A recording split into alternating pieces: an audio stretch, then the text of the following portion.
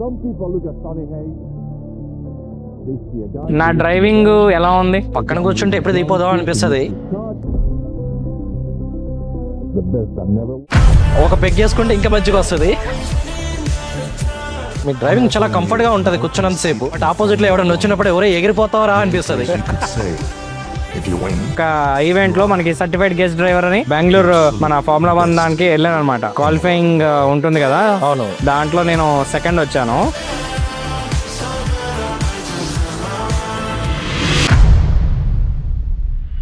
But daddy ఏంటి అంటే encourage చేయలేదు. వాళ్ళు చెప్పిన ఒక విషయం ఏంటంటే యువర్ సర్టిఫైడ్ గెస్ట్ డ్రైవర్ అని చెప్పేసి ఒక సర్టిఫికేషన్ ఇచ్చారు. మెయిన్ అసలు నా డీటెయిలర్ స్టార్ట్ అవడానికి కారణమే నా హెగ్జా కార్ కదా. అసలు అదేదో సింగం సినిమాలో కార్ తిరిగినట్టు తిరుగుతుంది, నా కంట్రోల్ లేకుండా. కార్ తిరుగుతుంది, నేనేం చేశాను అని చెప్పేసి అనుకున్నా. గుద్దినోడు మాత్రం spot dead. Global NCAP rating, safety rating 5 star rating అని అంటారు కదా. మరి అంత 5 స్టార్ రేటింగ్ ఉన్న వోల్వో కార్ మీద కంటైనర్ పడి ఫ్యామిలీ తెచ్చుకోవడం ఏంటంటే, ఒక స్పీడ్ లిమిట్ ఉంది. లేదు నేను 120లో వెళ్తా, 140లో వెళ్తాను, ఆపోజిట్ వెహికల్ ని హిట్ చేస్తా, 5 స్టార్ రేటింగ్ కావాలి, నాకేం కాకూడదు అంటే, మారుతి వెహికల్లో మీరు 5 స్టార్ ఎక్స్పెక్ట్ చేస్తున్నారు అంటే 7-8 lakhs లో మీరు 5 స్టార్ ఎలా ఎక్స్పెక్ట్ చేస్తారు? లిటరల్ గా వెహికల్ చూసిన తర్వాత ఇద్దరు చనిపోయారు కూడా. సారీ. ఇప్పుడు మన అయ్యప్ప సొసైటీ, మన హైటెక్ సిటీ సరౌండింగ్స్ రీసేల్ వెహికల్స్ ఏవైతే ఉన్నాయో, more than 50% of vehicles flooded vehicles, either rebuilted vehicles. ఇంత దారుణంగా ఉందా మార్కెట్? చాలా వరస్ట్ గా, చాలా పెద్ద కాంట్రవర్షియల్ థింగ్. మరి ఎందుకు గవర్నమెంట్ కానీ ఎవరు కానీ దీన్ని నోటీస్ చేయట్లా? అది గవర్నమెంట్ దాకా పోతుందా అనేది నాకు ఐడియా లేదు.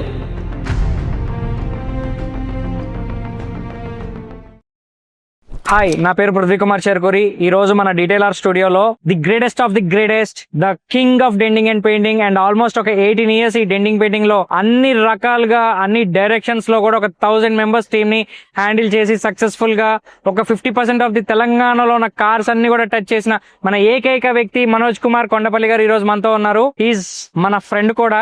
ఎందుకండి అంత ఘనంగా వస్తున్నారు? మోయడానికి ఏముంది, ఉన్నదేగా చెప్పింది. మరి ఎక్కువైనట్టు అనిపిస్తుంది. అది తెలియాలండి మనకి, అంటే ఎక్కువ తక్కువ అనేది మనం చెప్తేనే కదా అవతలకి తెలిసేది. అవునండి, మీరు కూడా ఏమన్నా తక్కువ అండి? మొత్తం గ్రౌండ్ మొత్తం ఫుల్ చేసేసారు, మెరిసిపోతున్నారు. మెరిసిపోవడానికి ఏముందండి, పంచపాండవులాగా 5 బ్రాంచ్లు పెట్టాం. అదే ఏపీ అండ్ తెలంగాణ మొత్తం కవరప్ చేసినారు. చేయాలి కదా. ఎంత గట్టిగా ఎలివేషన్ ఇచ్చా, మరి రాత్రికి ఏమైనా ఉందా లేదా? ఏంటి ఇప్పుడు థ్యాంక్స్ చెప్పండి ఎలివేషన్ కి.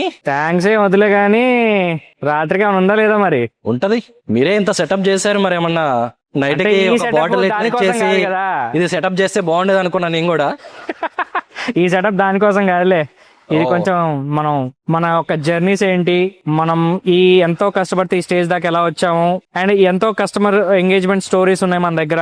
అవును, ఇప్పుడు కార్లు చాలా మంది కొంటున్నారు, దాంట్లో జరిగే మోసాలు ఏంటి, ఉపయోగాలు ఏంటి అనేది మనం ఒక కన్వర్సేషన్ ని క్రియేట్ చేద్దాం అని చెప్పేసి ఈ రోజు ఈ సెషన్ అనమాట. సో ఆల్మోస్ట్ మీరు డెంటింగ్ పెయింటింగ్ చేయడం, మేము డీటెయిలింగ్ చేయడం ఎవ్రీడే మన డైలీ టాస్క్ అయిపోతుంది. మీకు తెలియదు ఏముంది, డెంటింగ్ పెయింటింగ్ ఫీల్డ్ లో ఒక ట్రస్టెడ్ బ్రాండ్ అనేది లేదు, అలాగే ఒక డీటెయిలింగ్ లో కూడా ఒక ట్రస్టెడ్ బ్రాండ్ అనేది లేదు. సో డీటెయిలింగ్ లో నేను ఒక ట్రస్టెడ్ బ్రాండ్ ని, సోర్స్ ని క్రియేట్ చేయాలని చెప్పేసి ఈ రోజు మనం. అవును, మీరు బాగా అచీవ్ అయిపోయి ఉంటారు. అచీవ్మెంట్ అంటే ఏముండదు, ఇంకా చేయాల్సింది చాలా ఉంది. ఇంకా డీప్ డౌన్ లో సగానికి పైన బండ్లు మీరు డెంటింగ్ పెయింటింగ్ చేసినవి మా స్టూడియోలో ఉన్నాయి.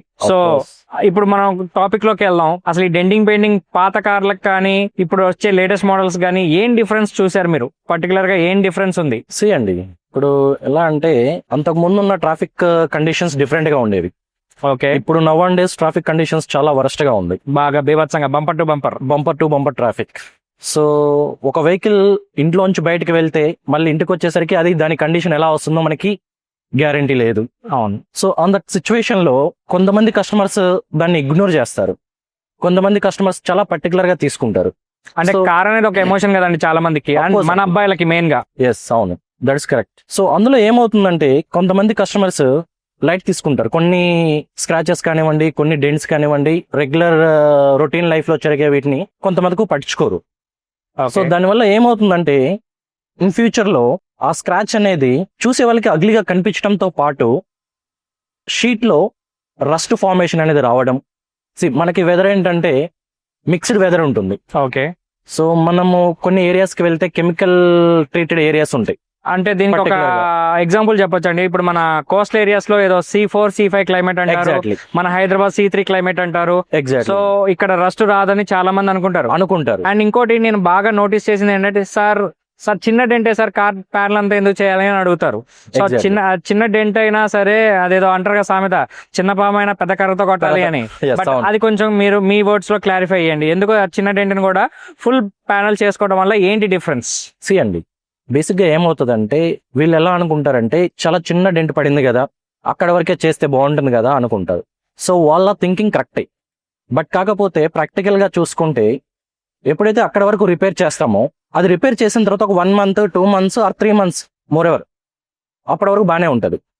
సో దాని తర్వాత ఆ ఏరియా వరకు కూడా ప్యాచ్లుగా కనిపించే ఛాన్స్ వస్తుంది. ఓకే, పర్టికులర్ గా అది ఏర్పడుతుంది. అంటే ఒక నెయిల్ పాలిష్ చేసినట్టు సేమ్ అలానే ఏర్పడుతుంది. సో దాని తర్వాత ఎన్నిసార్లు మనం దాన్ని కవరప్ చేద్దామని ట్రై చేసినా కూడా అది ప్యాచ్ అప్ అవ్వదు మళ్ళీ. ఓకే, సో దీనికి సొల్యూషన్ ఏంటంటే, డెంట్ ఎక్కడ పడ్డా కూడా ఫుల్ ప్యానల్ అనేది పెయింట్ చేసుకోవడం బెటర్ సొల్యూషన్. మీకు ఏదైనా ఒక అరే ఎప్పుడు ఇలాంటిది జరగలేదు అనే ఒక ఇన్సిడెంట్ ఏదైనా ఉందా షేర్ చేసుకోవడానికి? యా, డెఫినెట్ గా అండి. సో రీసెంట్ గా ఒక కస్టమర్ వచ్చాడు నా దగ్గరికి. Okay, side door and some panels damaged. So he was and hurry.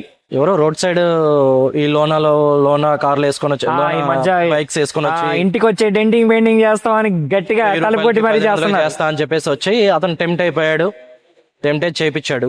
So road side ఎలా ఎవరు చేపిస్తారండి ఇలా? ఆ లో ట్యాంక్మెంట్ లో కూడా ఏంటంటే మరి 800 ప్యానల్ అంటే అసలు ఇది చాలా వరస్ట్ గా ఉందండి. పెయింటింగ్ క్వాలిటీ పోతుంది సార్. పెయింటింగ్ క్వాలిటీ అంటే మీకు ఒక విషయం, ఇక్కడ ఆల్మోస్ట్ మాకు షోరూమ్ నుంచి వచ్చే కార్లే ఉంటాయి కదా. సో షోరూమ్ నుంచి కూడా కొన్నిసార్లు డ్యామేజ్ వస్తున్నాయి. అదేంటి నాకు అర్థం కావట్లేదు, అంత లో క్వాలిటీ పెయింట్ ఎందుకు వస్తుంది? అవునండి, ఇది బేసికల్ గా వెహికల్ రిలీజ్ అయ్యేటప్పుడే PDI చెక్ అనేది సరిగా అవ్వట్లేదు.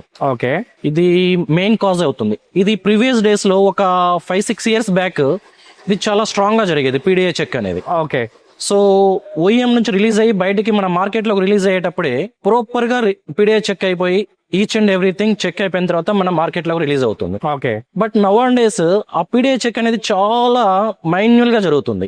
ఓకే, సో దానివల్ల కొన్ని డీలర్స్ లోకి వచ్చిన తర్వాత రీపెయింట్ అవుతున్నాయి. అంటే ఈ లాజిస్టిక్స్ లో జరిగే డ్యామేజెస్ కానివ్వండి, లేకపోతే వాళ్ళ PDI చెక్ లో చేయాల్సిన ఆ చెక్ పాయింట్స్ కూడా వాళ్ళు సరిగా చేయకపోవడం వల్ల ఈ షోరూమ్స్ లోకి వచ్చిన తర్వాత దాన్ని ఓవర్కమ్ చేయడానికి హరీ ఉంటుంది. వాళ్ళకి ఆల్రెడీ ఆర్డర్ లో పెట్టి వాళ్ళు వెహికల్ తెప్పించుకొని ఉంటారు. సర్టెన్ టైంలో వాళ్ళకి డెలివరీ టైం ఉంటుంది.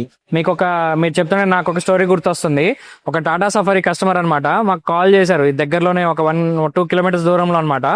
సో సార్ ఇక్కడ నా కార్ వచ్చింది, ఒకసారి రాండి సార్ ప్లీజ్ అని అంటే, మన రివ్యూస్ చూసి మన గురించి వీడియోస్ చూసి ఆయన పిలిచారనమాట. సో నేను ఆ రోజు వెళ్ళడం కుదరక మా జతిన్ తమ్ముడిని పంపించాను. సో వాడు వెళ్ళగానే, అన్న కార్ ఎక్కగానే స్మెల్ వస్తుందన్న, బ్రేక్ కాలిపోయిన స్మెల్ వస్తుందన్న అన్నాడు. అరే ఒకసారి క్లచ్ ప్లేట్లు చెక్ చేయండి రా అన్న. సో క్లచ్ వాడు ఎక్కడో 120 kilometers నుంచి కారు ఎక్కడో డంప్ చేసుకున్న కార్ని అక్కడ నుంచి ఇక్కడికి మరి ఎంత స్పీడ్ లో వచ్చాడో ఏ గేర్ లో వచ్చాడో తెలియదు, కానీ క్లచ్ ప్లేట్లు కాలిపోయినాయి. సో కస్టమర్ కి మనం చెప్తే వాడు వచ్చేసి, సార్ మీకు ఈ కార్ క్లచ్ ప్లేట్లు మార్చేసి వేరే కార్ తీసి ఇచ్చేస్తాం అని చెప్పేసి అన్నాడంట. మా వాడు మాకు ఫోన్ చేశాడు, అన్న ఇట్లా అడుగుతున్నారు ఏం చేయమంటావు అన్న అని. అరే వేరే కార్ క్లచ్ ప్లేట్లు తీసి దీనికి వేస్తే మరి ఆ కస్టమర్ ఏం చేయాలరా, అది మోసం చేసినట్టే కదా. ఆ కార్ ని రిజెక్ట్ చేయమని చెప్పు, నాకు కొత్త కార్ కావాలి విత్ ప్రాపర్ చాసిస్ నెంబర్ అని చెప్పేసి, మళ్ళీ ఆ చాసిస్ నెంబర్ కూడా క్లారిటీగా ఆయన ఫోటో తీసుకోమను అని చెప్పేసి మేము అలా గైడ్ చేసి, తీరా సెకండ్ వెహికల్ వచ్చినప్పుడు ఆ కస్టమర్ షోరూమ్ ని బిలీవ్ చేయకుండా కార్ ని ఇక్కడ తీసుకొచ్చి పెట్టి ఇక్కడికి TR రిజిస్ట్రేషన్ చేయించుకున్నాడు. ఇప్పుడు షోరూమ్ నుంచి అవుతుంది కదా, సో TR కూడా ఇక్కడ నుంచే చేయండి అని చెప్పేసి మా దగ్గర 9 days కార్ ని పెట్టి PPF చేయించుకొని అలా కార్ ని డెలివరీ చేసుకున్నాడు అనమాట. సో ఇలాంటి కేసెస్ ఈ మధ్య బాగా ఎక్కువ అయిపోయినాయి, చాలా అవుతున్నాయండి. అన్ప్రొఫెషనల్ డ్రైవర్స్ ఉంటారు. సో వాళ్ళు ఒక ప్లేస్ నుంచి ఇంకో ప్లేస్ కి మూవ్ చేసేటప్పుడు, ఇప్పుడు ట్రాన్స్పోర్టేషన్ ఎలా ఉంది అంటే, ఎక్కడో పుణే నుంచో చెన్నై నుంచో తీసుకొస్తారు vehicle, out of the city, almost outer city దాటిన తర్వాత ఎక్కడో పార్కింగ్ ఉంటుంది వాళ్ళకి. పార్కింగ్ లాట్ నుంచి వాళ్ళు ఇక్కడికి మన షోరూమ్స్ తీసుకురావాలి. ఆ తీసుకొచ్చిన వేలో అరౌండ్ ఒక 50 kilometers ఆర్ 100 kilometers ట్రావెల్ ఉంటుంది. సో డ్రైవర్స్ ఏంటంటే కొత్త వెహికల్ వాళ్ళు ఇష్టం వచ్చినట్టు నడపడం. సో ఇవి చాలా కేసెస్ జరుగుతున్నాయండి. కొన్ని అయితే యాక్సిడెంట్స్, ఆ రన్నింగ్ టైంలోనే యాక్సిడెంట్స్ అవ్వడము, ఆ పర్టికులర్ టైంలో డెలివరీ టైంలో వాళ్ళకి రిపేర్ చేసి వెహికల్ ఇవ్వడం. అందుకనండి ఇప్పుడు చాలా వరకు కూడా కస్టమర్స్ కూడా షోరూమ్స్ ని బిలీవ్ చేసేదానికన్నా అవుట్ సైడ్ PDI చెక్ చేయడానికి పర్టికులర్ గా ఒక పర్సన్ పిలుచుకుంటున్నారు. అవును, ఈ మధ్య ఇన్స్టాగ్రామ్ లో బాగా ట్రెండింగ్ అవుతున్నారు ఫ్రీలాన్సింగ్ పీడీ అని చెప్పేసి. అవి చాలా ఫెయిల్ అవుతున్నాయి అండి. మీరు ఒక పాయింట్ నోటీస్ చేస్తే 17,000 మల్టీ బ్రాండెడ్ సర్వీస్ సెంటర్స్ ఉన్నాయండి ఓన్లీ హైదరాబాద్ లో. మరి షోరూమ్లు అంత గొప్ప వర్క్ చేస్తే ఈ 17,000 మల్టీ బ్రాండెడ్ సర్వీస్ సెంటర్స్ ఎందుకు వస్తాయి? అదే అండి, షోరూమ్ ని బిలీవ్ చేసే టైం కూడా అయిపోయిందండి. ఇంకో పాయింట్ మీరు షేర్ చేయొచ్చు. ఇప్పుడు మీరు ఒక 10 years బ్యాక్ మీరు అంటే ఎప్పుడైతే మీరు వర్క్ స్టార్ట్ చేసినప్పుడు ఇప్పటికి అప్పుడు సీనియర్ మెకానిక్స్ అంతా కూడా షోరూమ్స్ లోనే ఉండేవాళ్ళు. ఇప్పుడు అంతా కూడా పిల్లనాయాల్లో ఉంటున్నారు. రిపేర్ అనే క్వశ్చనే లేదు, స్పేర్ పార్ట్ మార్చేయడమే ఎక్కువైపోయింది. కానీ వాడు ఇప్పుడు అంత అన్స్కిల్డ్ లేబర్ ని పెట్టుకొని షోరూమ్ వాడు కూడా ఎందుకు మరి ఇట్లా జనాలతో ఆడుకుంటున్నాడు? అండి, ఇక్కడ ఏమవుతుందంటే ప్రాపర్ గా అనాలిసిస్ చేయడం అనేది మారిపోయింది. ఎలా ఉందంటే కస్టమర్ షోరూమ్ తీసుకెళ్తే ఇది రావట్లేదా, ఏసీ రావట్లేదా, కంప్రెసర్ చేంజ్ చేయండి, ఓకే హారన్ రావట్లేదా, ఇది చేంజ్ చేయండి, లైట్స్ రావట్లేదా, హెడ్ లైట్స్ చేంజ్ చేయండి. సో ఎలా అయిపోయిందంటే నవ్ డేస్ వాళ్ళు ఎఫర్ట్స్ పెట్టడం మానేశారు. సో టైం వేస్ట్ వాళ్ళకి. ఇంకా అది వాళ్ళు ఏంటంటే ఏదైనా వెహికల్ వచ్చిందా, ఇక్కడ ఇంకో థింగ్ ఉందండి. ఇక్కడ ఓన్లీ జస్ట్ రీప్లేస్ ఒకటే కాదు, ఆడి కార్ అమ్ముకుంటే మిగిలేదు ఏమి ఉండదు, అది సర్వీస్ కి వస్తేనే కదా. అన్నెసెసరీ ఇది ఉన్నది లేనిది తీసేసి వేసేసి కస్టమర్ ని తోసేయడం. అవును, అది బాగా జరుగుతుంది గవర్నెన్స్, అది బాగా జరుగుతుంది. అండ్ మీరు అన్నట్టు సీనియర్ మెకానిక్స్ ఎవరు కూడా షోరూమ్స్ లో లేరండి. ఉన్నా కూడా ఒక 10% ఉన్నారు. ఇప్పుడున్న వాళ్ళంతా కూడా డిఫరెంట్ కైండ్స్ లో సెటిల్ అయిపోయి ఏంటంటే టైం పాస్ కోసం జాబ్ చేస్తున్నట్టుగా ఇలా అయిపోయింది. ఆ అకౌంటబిలిటీ గానీ సీరియస్నెస్ గానీ లేదు. ఉండుంటే నాలాంటి డీటెయిలింగ్ స్టూడియోస్ ఇన్ని వచ్చేవి కాదు ఈ రోజు. అంతే, అలాంటి ఒక 17,000 స్టూడియోస్ వచ్చేది కాదు. అవును. ఇప్పుడు coming to me denting painting, నాకు ఒక క్వశ్చన్ ఏంటి అంటే కామన్ అంటే మాకు వచ్చే కస్టమర్స్ అడిగే కామన్ క్వశ్చన్ ఏంటి అంటే, చిన్నదే కదా డెంటు, కార్ డోర్ మొత్తం ఎందుకు చేయాలి? అండి, ఇక్కడ ఎలా ఉంటదంటే వీళ్ళ ఆలోచన ఆ చిన్న డెంటే కదా మొత్తం ఎందుకు పెయింట్ చేయాలని క్వశ్చన్. అవును, వీళ్ళు ఏమనుకుంటారంటే అసలు అవసరం లేదు, దీనికి చిన్న డెంటే కదా అవసరం లేదు పెయింట్ అనుకుంటారు ఫస్ట్ థింగ్.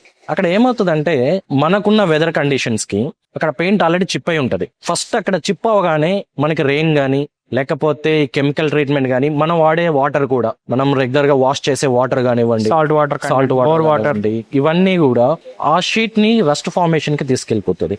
వన్స్ ఒకసారి రస్ట్ ఫార్మేషన్ స్టార్ట్ అయింది అంటే దాన్ని ఎవరు ఆఫ్ చేయలేరు ఇంకా. సో బెస్ట్ ఏంటంటే నేను చెప్పేది, ఎప్పుడైతే డెంట్ పడుతుందో అప్పుడే రిపేర్ చేయించుకోవటం ఫస్ట్ థింగ్. సో అలా కాదు మేము ఇలానే ఉంచుకుంటామంటే అది వాళ్ళకి. చాలా మంది నోటీస్ చేశానండి. కొంతమందికి అయితే మనం చెప్తుంటే కూడా అదేదో కావాలని దాన్ని మొత్తం చేపించేసి డబ్బులు లాక్కోవాలన్న మైండ్ సెట్ లో ఉంటారు. అరే బాబు, డబ్బులు కాదురా ఇంపార్టెంట్, నీ కారు నాశనం అవుతుందా, ఇదే చిన్న డెంటు అలా వదిలేస్తే నెక్స్ట్ 5 years కి మొత్తం రస్ట్ వచ్చేసి అప్పుడు తోకానికి వేసుకోవాల్సి వస్తుందా అన్న కూడా ఎవడు బిలీవ్ చేయట్లేదు. ఇక్కడ ఇంకో ఫన్నీ థింగ్ ఉందండి. నవన్ డేస్ ఈ లూనాలో వేసుకుని వచ్చేసి వెనక ఒక డబ్బా పెట్టుకొని ఒక స్పానర్, ఒక పెయింట్ గన్ ఒకటి పెట్టుకొని కష్టపడి పెట్టి స్టూడియోలు పెట్టి ఇంత షెడ్లు వేసి 60-70 lakhs 1 crore ఇన్వెస్ట్మెంట్ పెడితే వీళ్ళు స్కూటీల్లో వచ్చేసి ఇలా చేస్తాం అలా చేస్తాం అని చెప్పేసి రోడ్ సైడ్ పెయింట్ చేస్తాం. మీరు ఒక కస్టమర్ గా మీరు చేయించగలరా? అలా రోడ్ సైడ్ మీరు చేపిస్తారా? నాకు తెలిసినప్పుడు నేను ఎందుకు ఆ బుద్ధి లేని పని చేస్తానండి. ఎగ్జాక్ట్లీ. బట్ కొంతమంది కస్టమర్స్ ఏమవుతుందంటే 800 rupees కి 1000 rupees కి పెయింట్ చేస్తున్నారు కదా ఏమవుతుంది అని చెప్పేసి అలా చేస్తున్నారు. బట్ దాని వల్ల డిసడ్వాంటేజ్ ఏంటంటే మొన్న నేను ఒక 1 week బ్యాక్ ఒక కస్టమర్ కి అప్రోచ్ అయ్యాను. కస్టమర్ నాకు అప్రోచ్ అయ్యారు. సో వెహికల్ చూసాను నేను, left side 2 doors something paint చేశారు. ఎంత వరస్ట్ క్వాలిటీ అంటే అది చూసిన తర్వాత నాకు ఒక్కొక్కసారి ఈ ఫీల్డ్ లో ఇన్ని ఇయర్స్ నేను కష్టపడితే కూడా వేస్ట్ అనిపిస్తుంది. అంతే కదా, మనం పడే కష్టం అక్కడే కదండి కనిపించేది. ఇది చాలా ప్రీషియస్ వర్క్ అండి. దాన్ని రోడ్ సైడ్ పెట్టేశారు దీన్ని తీసుకెళ్లి.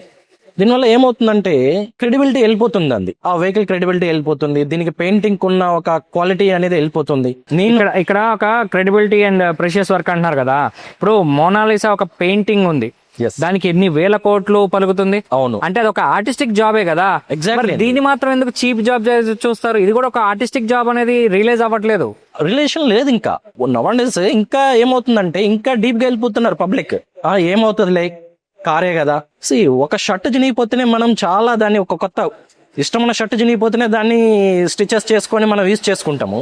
ఒక కార్ ఎందుకు అలా యూజ్ చేయాలి? రోజులు ఎప్పుడో పోయినాయి, తీసి పక్కన పడేసి 100 నుంచి 1000 రూపాయల్లో షాపింగ్ లని, ఈ కామర్స్ లని. సోర్స్ అనేది చాలా చీప్ అయిపోయిందండి. సో చీప్ అయిపోయేసరికి వాల్యూ లేకుండా పోయింది. వాల్యూ లేకుండా పోయినా కూడా అండి దానికి ఒక క్వాలిటీ ఉంటుంది. పెయింట్ కి ఒక క్వాలిటీ ఉంటుంది, కార్ కి ఒక క్వాలిటీ ఉంటుంది, బిల్ట్ క్వాలిటీ ఉంటుంది. అవును. సో అది మెయింటైన్ చేయాలి. ఈవెన్ ఒక OEM ఒక పెయింట్ కానివ్వండి, ఎవ్రీథింగ్ దే టేక్ ఒక ప్రీసియస్ వర్క్ లాగా చేసుకుని ఒక కార్ మేడ్ చేస్తారు. సో దాన్ని మనం ఒక చిన్న paint out road side paint చేసి దాన్ని చాలా చిల్లరగా చేస్తున్నారు. కరెక్ట్. చిల్లర అంటే ఇంకోటి గుర్తొచ్చిందండి. ఇప్పుడు మన global NCAP rating, safety rating, 5 star rating అని అంటారు కదా ప్రతి కార్ కి. అవును. మరి అంత 5 స్టార్ రేటింగ్ ఉన్న వోల్వో కార్ మీద కంటైనర్ పడి ఫ్యామిలీ చచ్చిపోవడం ఏంటండి అసలు? ఆ గ్లోబల్ ఎన్క్యాప్ రేటింగ్ కి మన ఇండియాకి ఏంటి సంబంధం? అండి, మన ఇండియాలో ఒక స్పీడ్ లిమిట్ ఉంది. అవును, సపోజ్ 80 NHS లో. National so highways. 80లో వెళ్ళి నువ్వు ఒక కంటైనర్నో లేకపోతే దేన్నో హిట్ చేస్తే there is a chance 5 star rating అనొచ్చు. ఓకే. లేదు నేను 120లో వెళ్తా, 140లో వెళ్తాను, నేను ఆపోజిట్ వెహికల్ ని హిట్ చేస్తా, అప్పుడు నాకు 5 స్టార్ రేటింగ్ కావాలి, నాకేం కాకూడదు అంటే which company gives that? A company ఇవ్వలేదు. కానీ అయినా కూడా గ్లోబల్ ఎన్క్యాప్ రేటింగ్ అనేది అక్కడ ఉన్న బిల్డ్ క్వాలిటీ బేస్ చేసుకొని అదే బిల్డ్ Exactly. క్వాలిటీ మన ఇండియాకి వస్తుందా? రాదండి. అది ఎందుకు ఎవరు నోటీస్ చేయట్లేదు? చేయలేరు కూడా. ఆ ప్రైజింగ్ కంపారిజన్ అయిపోతుంది కదా అక్కడ. ఓకే, అంత ఎండ్ ఆఫ్ ది డే మనకి budget Budget budget minded. Padmanabham cinema లాగే మనం. అంతే అండి. ఇప్పుడు ఒక మారుతి వెహికల్ లో మీరు 5 స్టార్ ఎక్స్పెక్ట్ చేస్తున్నారు అంటే 7-8 lakhs లో మీరు 5 స్టార్ ఎలా ఎక్స్పెక్ట్ చేస్తారు? God it. సో రీసెంట్ గా నాకు ఒక వెహికల్ వచ్చింది. I don't want to reveal that brand name. పర్లేదు. లిటరల్ గా వెహికల్ చూసిన తర్వాత అక్కడ ఒక ఇద్దరు చనిపోయారు కూడా. ఓ సారీ. సో ఎందుకు పబ్లిక్ ఇంత నెగ్లిజెన్సీగా కార్స్ ని యూస్ చేస్తారు అండ్ పర్చేస్ చేస్తారు? అంటే ఏంటండి ఆ స్టోరీ? ఫ్యామిలీతోనే ట్రిప్ వెళ్తున్నాడు కస్టమర్, జాయల్ గానే వెళ్తున్నారు. ఆల్మోస్ట్ 100+ దాంట్లో వెళ్తున్నారు. Single road. ఓకే. సో యాక్చువల్గా అక్కడ ప్రొజెక్టెడ్ స్పీడ్ వచ్చేసి 60 or 70 ఉంటుంది స్టేట్ హైవేస్ లో. బట్ కస్టమర్ వచ్చేసి 100+ లో వెళ్తున్నారని మాకు ఒక ఐడియా యాక్సిడెంట్ చూడగానే అర్థమైపోతుంది. మనం సింగిల్ వేలో వెళ్తున్నప్పుడు ఆపోజిట్ లో ఏదన్నా ఒకటి అడ్డం వచ్చే ఛాన్స్ ఉంది. ఇండియన్ రోడ్స్ లో మనం చాలా జాగ్రత్తగా వెళ్ళాలి. మన ఏదో ఒకటి వస్తూనే ఉంటది. అది కామన్, మనం చూసుకొని డ్రైవ్ చేసుకోవాలి. కస్టమర్ ఎయిర్ బ్యాగ్స్ అన్ని, సీట్ బెల్ట్స్ అన్ని ప్రికాషనరీగానే ఉన్నాడు. డాగ్ వచ్చిందని చెప్పేసి ఏదో కొంచెం ఓవర్ టర్న్ చేశాడు. ఆపోజిట్ లో వస్తున్న DCM వాడు హిట్ చేయడం జరిగింది. అది 100+ స్పీడే. ఆ DCM వాడైతే హార్డ్లీ ఒక 70-80 మాక్సిమం స్పీడ్ వాళ్ళది. అవును, వాళ్ళకి స్పీడ్ లిమిట్స్ ఉంటాయి. అంతకన్నా ఎక్కువ పోరు కూడా వాళ్ళు. పోదు లోలో ఉన్న వెహికల్ అన్నో లేకపోతే వాళ్ళు ఎక్కువ వెళ్ళరు కూడా. సో మనవాడు ఉన్న స్పీడ్ కి వెహికల్ పోయి హిట్ అవ్వడం, కంప్లీట్ గా వెహికల్ కూడా కిందకి వెళ్ళిపోయిందండి. చాసెస్ కిందకి వెళ్ళిపోయింది. అది అంటే ఏ కేటగిరీ కిందకి వస్తుందండి? అది సెడానా, కాంపాక్ట్ SUV? సెడాన్ అండి. అది సెడాన్ అంటే ఇంకా దూరిపోయింది. చాలా సాడ్ అండి అది. వెహికల్ చూసిన తర్వాత, వాళ్ళని చూసిన తర్వాత ఎందుకు కస్టమర్స్ కూడా ఇలా వెహికల్ తీసుకోవడం తప్పని నేను అంటలేదు, but road safety also important. So అలాంటి యాక్సిడెంట్ జరిగిన వెహికల్స్ ని ఎలా ఈ షోరూమ్ వాళ్ళు కానీ ఇన్సూరెన్స్ వాళ్ళు కానీ దాన్ని ఏం చేస్తారు? అండి, దెర్ ఆర్ 2 things.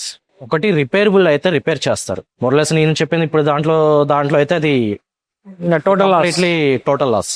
సో దాన్ని టోటల్ లాస్ చేస్తారు. టోటల్ లాస్ లో కూడా దెర్ ఆర్ 2 segments. ఓకే. ఒకటి కంప్లీట్ గా RC క్యాన్సిలేషన్ అనేది ఒకటి ఉంటుంది. ఇంకొకటి CTL అంటారండి, కన్స్ట్రక్టివ్ టోటల్ లాస్ అంటారు. Constructive total loss. సో దాంట్లో ఏం చేస్తారంటే బయర్స్ లిఫ్ట్ చేస్తారు ఆ వెహికల్ ని. బయర్స్ అంటే ఎవరండి? మన ఇండివిజువల్ గా బయర్స్ ఉంటారు. ఈ ఇన్సూరెన్స్ కి సంబంధించిన వాళ్ళు టైఅప్ అయి ఉంటారండి. Okay, vendors. సో ఏం చేస్తారంటే వాళ్ళు ఫర్ సపోజ్ ఒక వెహికల్ కి ఒక 5 lakhs IDV ఉంది. సో రిపేర్ కాస్ట్ ఒక షోరూమ్ ఒక 4 lakhs 3 lakhs ఇచ్చింది అనుకోండి. మోర్ దెన్ ఆ IDVకి 80% మ్యాచ్ అయిపోయింది అనుకోండి. Okay. So it becomes total loss. Okay. So insurance will decide it is a constructive total loss either RC cancellation. Okay. So based on that it will goes to scrap either rebuild. Okay. So once ఇది CTLకి వెళ్ళిపోయింది అనుకోండి, ఈ buyers ఎవరైతే ఉన్నారో వాళ్ళు lift చేసుకుని వెళ్ళిపోయి వాళ్ళ సంబంధించిన గ్యారేజెస్ కానివ్వండి, వర్క్ షాప్స్ లో దాన్ని వెహికల్ ని ఇన్షర్ట్ చేసుకొని దాన్ని రీబిల్డ్ చేస్తారు మళ్ళీ. సో ఆ రీబిల్డింగ్ లో కూడా క్వాలిటీ మిస్ అవుతుంది. 100% quality is miss, that is sure. So quality ఏదైతే ఉందో అది రాదు, 100% రాదు. సో ఇది మీరు అడిగారు కాబట్టి ఇంకోటి నేను చెప్తాను. ఇప్పుడు మన అయ్యప్ప సొసైటీ ఏదైతే హైదరాబాద్ లో మన హైటెక్ సిటీ సరౌండింగ్స్ లో ఉన్న రీసేల్ వెహికల్స్ ఏవైతే ఉన్నాయో, more than 50% of vehicles, okay, flooded vehicles either rebuilted vehicles. Oh, yes, ఇంత దారుణంగా ఉందా? మార్కెట్ చాలా వరస్ట్ గా ఇది ఉంది. చాలా పెద్ద కాంట్రవర్షియల్ థింగ్. మరి ఎందుకు గవర్నమెంట్ కానీ ఎవరు కానీ దీన్ని నోటీస్ చేయట్లా? See, అది గవర్నమెంట్ దాకా పోతుందా అనేది నాకు ఐడియా లేదు. ఓకే, బట్ రీసెంట్ గా గవర్నమెంట్ కూడా ఒక క్లాజ్ తీసుకొచ్చింది. ఏంటండి అది? ఈ సిటిఎల్ అంటే కన్స్ట్రక్టివ్ టోటల్ లాస్ చేయొద్దు. టోటల్ లాస్ అంటే ఆర్సీ క్యాన్సిలేషన్ చేసేసి దాన్ని స్క్రాప్ చేసేయండి వెహికల్ ఓకే, అని చెప్పేసి ఒక క్లాస్ తీసుకొచ్చింది. సో నవ్వు కొన్ని ఇన్సూరెన్స్ కంపెనీస్ అంటే గవర్నమెంట్ ఇన్సూరెన్సెస్ అయితే ఏవైతే ఉంటాయో అవి పర్టికులర్ గా కొన్ని ఫాలో అవుతున్నాయి. ఈ ప్రైవేట్ వాళ్ళు ఫాలో. ప్రైవేట్ వర్షన్స్ అయితే కూడా గాలికి వదిలేశారని చెప్పుకోవాలి. వామ్మో. మరి ఇప్పుడు ఇలాంటి ఒక అంటే మీరు ఒక చెప్పింది చిన్న విషయం అయితే కాదు. ఆల్మోస్ట్ 50% వెహికల్స్ అంటే Yes. ఇప్పుడు రీసేల్ వెహికల్స్ ఆల్మోస్ట్ ఒక్కొక్కరి దగ్గర 300, 500 పోయమ్మా. ఏందో పెద్ద ల్యాండ్ Park and sale కాపాడుకోవడానికి అంటారు. నాకు అర్థం కాని విషయం అదే పార్క్ అండ్ సేల్. ల్యాండ్ కాపాడుకోవడానికి కార్లు పెట్టారా, కార్లు అమ్మడం కోసం ల్యాండ్ పెట్టారా అర్థం కాదు. మొరల్ గా ఆ ల్యాండ్ వాల్యూ అక్కడ ఉన్న కార్ల కన్నా ఎక్కువ ఉంటది. ఆబ్వియస్. బట్ అక్కడ ఈ సెకండ్ హ్యాండ్ సేల్ కార్లు చేస్తారు వాళ్ళు. వాళ్ళు అడిగితే కూడా పార్క్ అండ్ సేల్ అండి, మాకు సంబంధం లేదు, మేము కస్టమర్ దగ్గర నుంచి వెహికల్ తెచ్చుకున్నాం. That is wrong. రాంగా? That is wrong. అంటే వీళ్ళు అందుట్లో 100 లో 20 వెహికల్స్ మాత్రమే కస్టమర్ ఉంటాయి. ఓకే, మిగతా అన్ని కూడా ఈ బయ్యర్స్ ఎవరైతే ఉన్నారో వాళ్ళు తీసుకొచ్చి అక్కడ ఇనిషియేట్ చేసినవి ఇవన్నీ. ఓ, అది మనం ఎలా కనిపెట్టొచ్చండి? అండి మనం ఇందాక మాట్లాడుకున్నట్టు పిడిఏ చెక్ అనేది ఒకటి ఉంటది. అవును. అంటే ఇది బయర్ వెహికల్, ఈ ఇన్సూరెన్స్ నుంచి వచ్చిన వెహికల్ అనేది ఎలా మనం ఐడెంటిఫై చేయడం? అక్కడ 2 థింగ్స్ ఉంటాయండి మళ్ళీ. ఓకే, ఒకటి బయ్యర్ తీసుకున్నా కూడా total loss, constructive total loss లో తీసుకున్నా కూడా కస్టమర్ దగ్గర నుంచి మార్చుకోరు వాళ్ళు name, okay, unless customer pressure చేస్తే తప్ప. ఓకే. ఒకసారి కస్టమర్ దగ్గర నుంచి వెహికల్ వెళ్ళిపోయింది, అతను అనదర్ వెహికల్ బై చేస్తున్నాను, నువ్వు ఇమ్మీడియట్ గా నాకు ఆర్సీ చేంజ్ చేయండి, నా నేమ్ చేంజ్ చేయండి అని చెప్పేంత వరకు కూడా వాళ్ళు చేంజ్ చేయరు.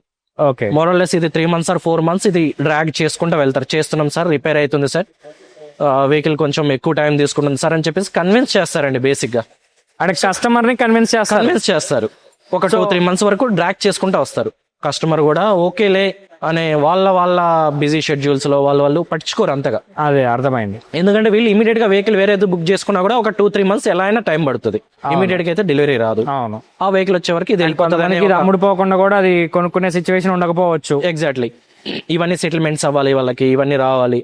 ఆ గ్యాప్ లో వీళ్ళు వెహికల్ ని పుష్ అవుట్ చేస్తారు. మెయిన్ గా జరిగే స్కామ్ ఇక్కడే జరుగుతుంది. ఓ, ఎగ్జాక్ట్లీ. స్కామ్ పెద్ద స్కామే, $1 billion స్కామే. ఇది ఏమేమి చిన్న స్కామ్ ఏం కాదు. అవును సార్, ఇంకో స్కామ్ అంటే గుర్తొచ్చింది.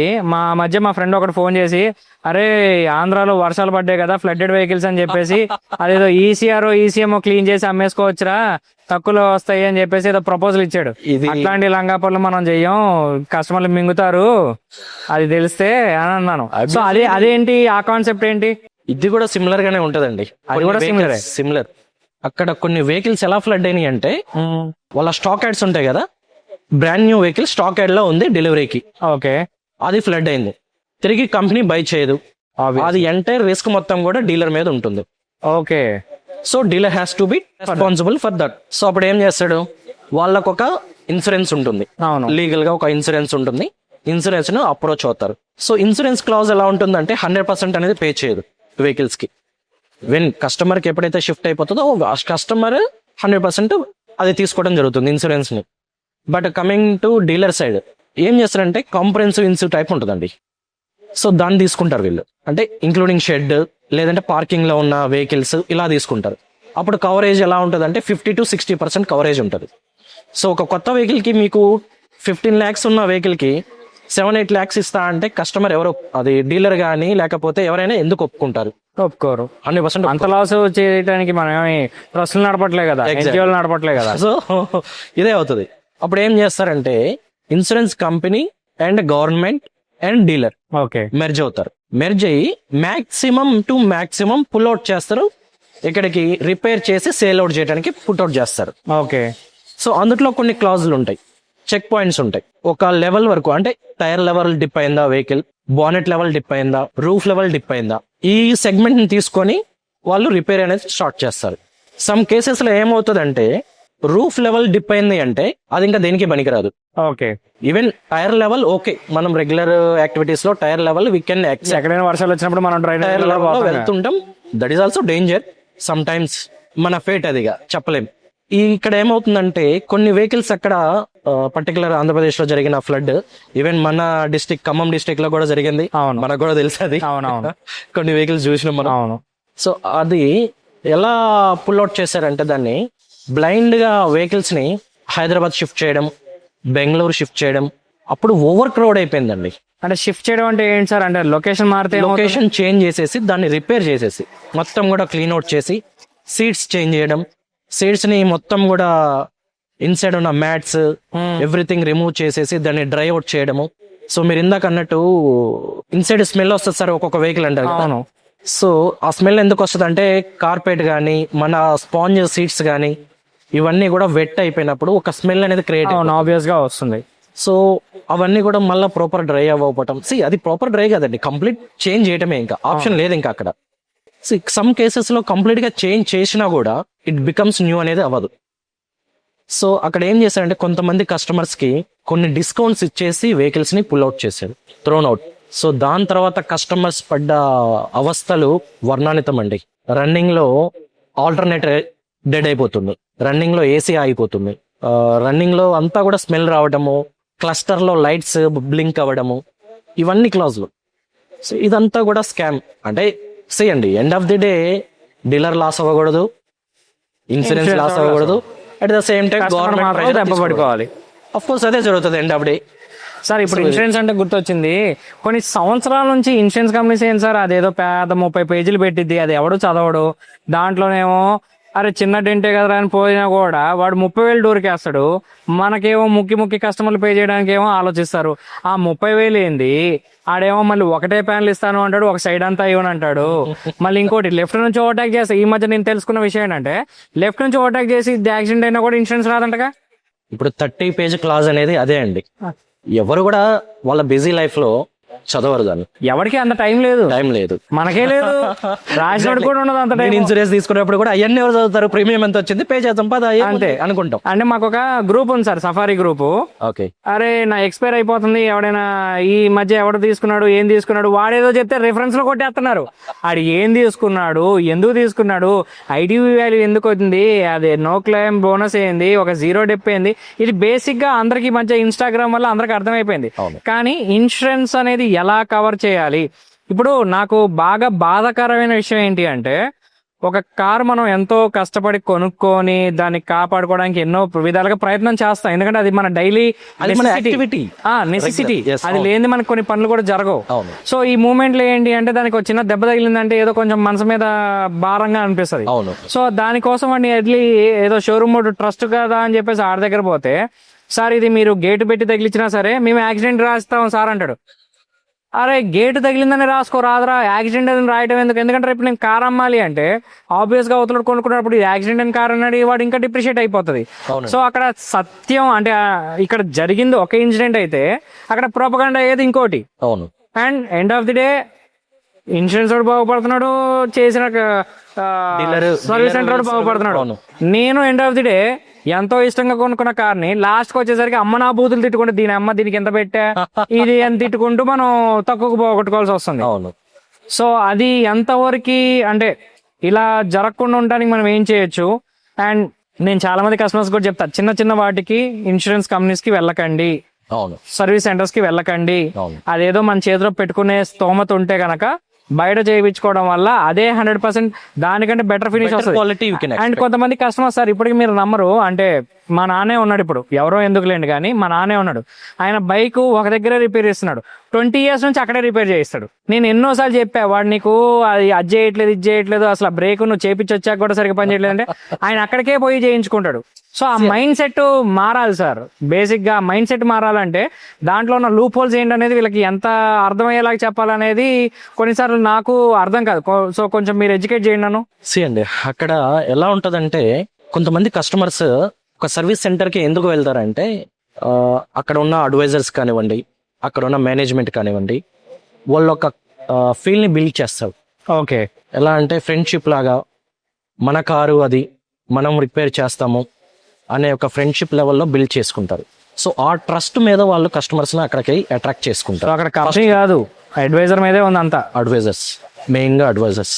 Okay, what advisor suggest the customer will does. 100% అది చేస్తారు. ఒకవేళ అడ్వైజర్ వద్దు ఇది వద్దు సార్ అంటే లెట్ ఇట్ గో అంటారు. అదే ఇందాక మీకు నేను చెప్పినట్టుగా వాట్సాప్ లో ఒకటి రిఫర్ చేసుకుంటే వాడితే Exactly. అన్నట్టుగా. అవును. సో ఇన్సూరెన్స్ తీసుకునేటప్పటికి ఇప్పుడు ఎన్ని కంపెనీస్ ఉన్నాయంటే లాట్ ఆఫ్ కంపెనీస్ అండి. మస్తు ఉన్నాయి. ఇన్సూరెన్స్ ని రెన్యువల్ చేసే కంపెనీస్ చాలా మంది ఉన్నారు, ఏజెంట్స్ చాలా మంది ఉన్నారు. ఇలా చాలా ఎంతో రెన్యువల్ రాకముందు 1 month నుంచే ఫోన్లు మోగుతా ఉంటాయి మీరు ఇన్సూరెన్స్. అసలు మన డేటా ఎట్లా లీక్ అవుతుందో నాకు అర్థం కాదు. సరే నేను చేయించుకున్న కంపెనీ కూడా ఫోన్ చేసాడంటే అర్థం ఉంది. అవును. ఇంకో 10 మంది కూడా ఫోన్ చేస్తాడు ఆడితో. మరి అంత డేటా లీకేజ్ చేసుకుని మనం ఏం సాధిస్తున్నామో నాకు అర్థం కావట్లే. డేటా అంతా కూడా మీకు తెలియదు ఏముందండి, 1000 రూపాయలు పడేస్తే ఇచ్చేస్తున్నారు. అంతే చాలు. మన ఫోన్ నెంబరు, ఆధార్ నెంబర్ అన్ని ఇచ్చేస్తారు, ఇచ్చేస్తున్నారు డేటాతో సహా. సో ఎవరైనా ఇన్సూరెన్స్ ఎక్కడైనా తీసుకోవచ్చు, బట్ దానికి మార్కెట్ లో ఎంత వాల్యూ ఉంది, ఎంత పర్సంటేజ్ వాళ్ళు క్లైమ్ సెటిల్మెంట్ రేషియో ఉంది, దీని మీద డిపెండ్ అయ్యి ఇన్సూరెన్స్ మనం తీసుకోవాలి. అండ్ తీసుకునేటప్పుడు ఏంటంటే మెయిన్ గా మనం చూడాల్సింది ఇంజిన్ ప్రొటెక్షన్ ఒకటి, నిల్ డిప్రిషియేషన్ ఒకటి, కన్జ్యూమబుల్స్ యాడ్ ఆన్ ఒకటి. ఇవి particular things. Road side assistance, road side assistance, even అది అంటే ఇప్పుడు మ్యాండేటరీ. సో ఇవి థింగ్స్ పర్టికులర్ గా తీసుకోవాలి. ఇప్పుడున్న మన ఇంజిన్ ప్రొటెక్షన్ అనేది ఎందుకు అంటే, మీరు ఇందాక అన్నారు కదా ఫ్లడ్ గురించి మాట్లాడారు కదా. అవును. ఈ ఫ్లడ్ విషయంలో చాలా మంది కస్టమర్ చాలా సఫికేట్ అయ్యారు. ఓకే. ఎలా అంటే ఇన్సూరెన్స్ కంపెనీలో అతను పాలసీ తీసుకున్నాడు, ఓకే. సో ఇంజిన్ ప్రొటెక్షన్ అనేది యాడ్ చేయలేదు. మనకి రైనీ సీజన్ లో తెలుసు కదా, మనకి సైడ్ లేకపోతే ఏటో పోయినామంటే వెహికల్ మునిగిపోతారు.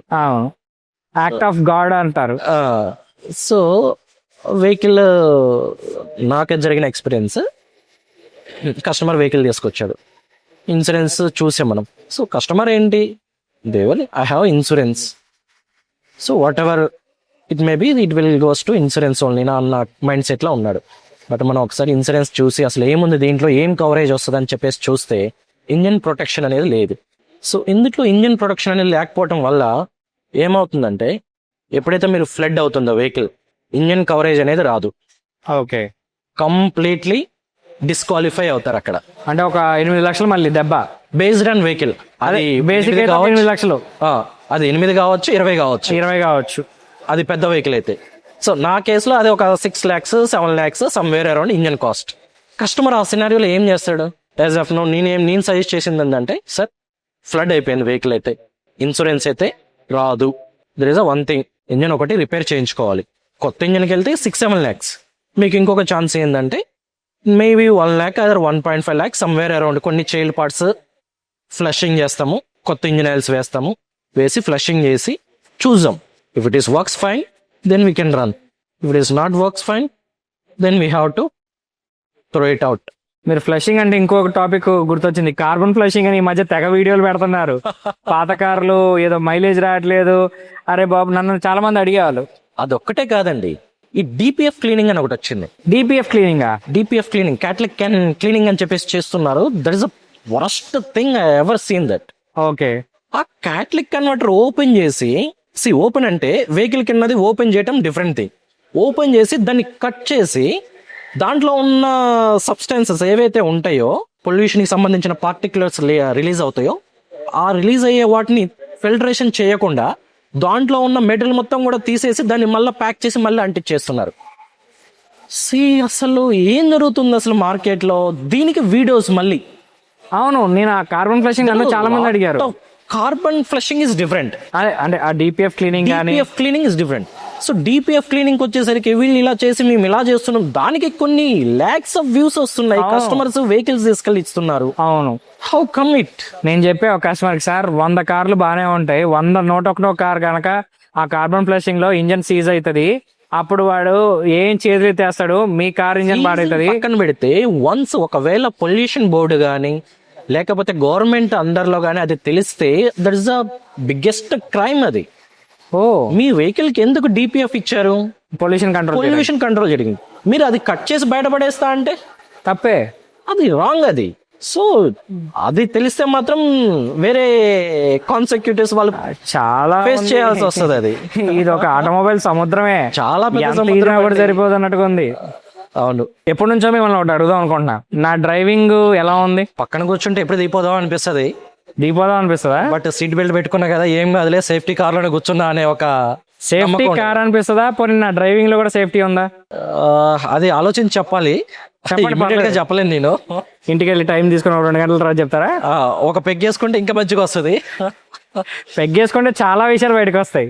అది ఎలా అంటే మీ డ్రైవింగ్ చాలా కంఫర్ట్ గా ఉంటది కూర్చున్నంతసేపు, ఓకే. బట్ ఆపోజిట్ లో ఎవరైనా వచ్చినప్పుడు ఎవరో ఎగిరిపోతావరా అనిపిస్తుంది. కొంచెం కాన్ఫిడెన్స్ ఎక్కువ అనమాట. అంటే మనం అప్పుడెప్పుడో చేసిన ఒక ఈవెంట్ లో మనకి సర్టిఫైడ్ గెస్ట్ డ్రైవర్ అని బెంగళూరు మన ఫార్ములా 1 దానికి వెళ్ళాను అనమాట. ఓకే, క్వాలిఫైయింగ్ ఉంటుంది కదా, అవును, దాంట్లో నేను సెకండ్ వచ్చాను. ఓ బట్ డాడీ ఏంటి అంటే ఎంకరేజ్ చేయలేదు. సో అక్కడ ఏంటి అంటే వాళ్ళు చెప్పిన ఒక విషయం ఏంటంటే యువర్ సర్టిఫైడ్ అంటే యువర్ గెస్ట్ డ్రైవర్ అని చెప్పేసి ఒక సర్టిఫికేషన్ ఇచ్చారు. సో అట్లా ఏంటి అంటే ఒక దగ్గర ఒక మనిషి ఇటు నుంచి వస్తున్నాడు, ఒక నుంచి ఒక లారీ అట్లా వస్తుందంటే అలా ఎలా తప్పించుకోవచ్చు అనేది ఇక్కడ నుంచి ఆలోచించేస్తాను అనమాట. సో ఆ కాన్ఫిడెన్స్ నాకు ఉంటుంది. ఆబ్వియస్గా నా పక్కన కూర్చున్నట్టుగా తెలియదు కాబట్టి. నాదో క్వశ్చన్ అండి, ఇంత కాన్ఫిడెన్స్ లో ఎప్పుడైనా చేతులు కాళ్ళు ఎరగొట్టుకున్నారా? చేతులు కాళ్ళు అయితే ఇప్పుడు దాకా ఇరగలేదండి. ఓకే, యాక్సిడెంట్లు అయితే చేశా. ఒకసారి స్విఫ్ట్ డిజైర్ ఇట్లా నిల్చోబెట్టా, తర్వాత నిలబెట్టేశారు. తర్వాత మా ఫ్రెండ్ గారు చేసిన ఒక లంగా పని వల్ల వ్యాగ్నర్ డోరు ఫోల్డ్ అయిపోయింది. నేను రివర్స్ చేస్తుంటే వాడు డోర్ తీశాడు, ఆ పోల్కి తగిలి బెండ్ అయిపోయింది, సగం డోర్ అయిపోయింది. స్విఫ్ట్ డిజైర్ ఎక్కడ గాల్లో నిలబెట్టా? స్విఫ్ట్ డిజైర్ అయితే గాల్లో నిలబెట్టా. Very good. అది ఒక 15 మందిని ప్రాణాలు కాపాడటం కోసం. ఓ సో అదొకటి ఒక మంచి. నాకు ఈ 2 యాక్సిడెంట్స్ అండి ఇప్పుడు దాకా జరిగింది అయితే 2. సారీ, నా 3 మెయిన్. అసలు నా డీటెయిలర్ స్టార్ట్ అవడానికి కారణమే నా హెగ్జా కార్ కదా. నేను కర్నూలు, నేను మా మదర్ వెళ్తుంటే ఒకడొచ్చి గుద్ది, అసలు అదేదో సింగం సినిమాలో కార్ తిరిగినట్టు తిరుగుతుంది, నా కంట్రోల్ లేకుండా. ఏంది కార్ ఏంటి కార్ తిరుగుతుంది, నేనేం చేశాను అని చెప్పేసి అనుకున్నా. బట్ గుద్దినోడు మాత్రం స్పాట్ డెడ్. టాటా యోధా కార్లో వచ్చి గుద్దాడు. బ్రేక్ ఫెయిల్యూర్ అయింది వాడికి. టాటా యోధా బ్రేక్ ఫెయిల్ అయిపోయింది. బ్రేక్ ఫెయిల్ అయిపోయి వాడు మాకు క్వార్టర్ అంటే మనకి వెనకాల తగిలింది అనమాట. అంటే బ్యాక్ సైడ్ రైట్ సైడ్ నుంచి తగిలింది, కంప్లీట్ బ్యాక్ నుంచి కాదు. ఈ వీల్ ఉంటుంది కదా, రైట్ సైడ్ వీల్, అక్కడ తగిలింది అనమాట. సో కార్ అట్లా రొటేట్ అయ్యారు. అదే ఇన్సిడెంట్ చాలా మంది ఏమన్నారంటే అది ఒక క్రేటానో లేదంటే ఒక ఫార్చునర్ ఉన్నా కూడా ఎగిరిపోయేదంట. టాటా కాబట్టి ఆగిందని చెప్పేసి నాకు టాటా వాళ్ళు చెప్తే తెలిసింది. నేనేదో ఇన్వెస్టిగేషన్ బాలయ్య బాబు స్టంట్ చేశారు మీరు కర్నూలు హైవేలో. కర్నూలు హైవేలో బాలయ్య బాబు అని చెప్పలేను కానీ స్టంట్ అయితే చేసాము. గోవిందా గోవిందా.